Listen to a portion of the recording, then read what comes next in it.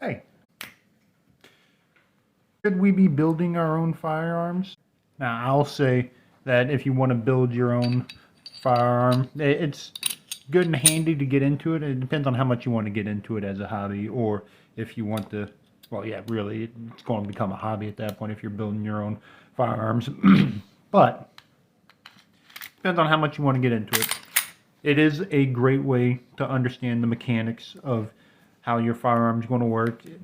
But if you're doing it just because your buddy goes, first you need to buy a Glock, and then you spend $500 on other parts, and then you completely disassemble your Glock and replace every single piece of it aside from the frame, I wouldn't recommend it that kind of way. I would more so, like I said, recommend it for getting to know firearms better.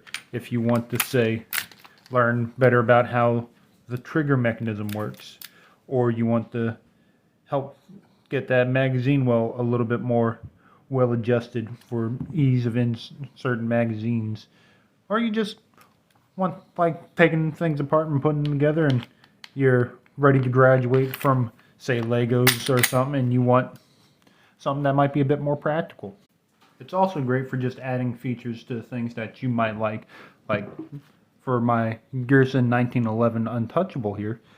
I really like the fact that this funneled magazine well here is detachable, and I could, say, put it onto my Rock Island 1911 if I had the proper grips for it and whatnot.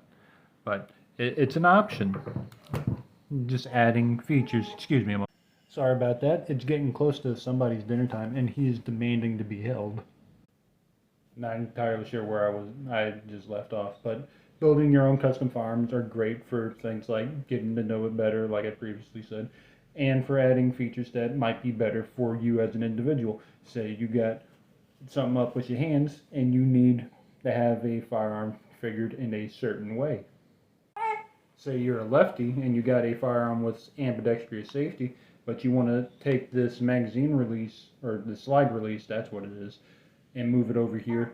And also you want the ejection port to be on the other side, so it's a bit easier for you to shoot.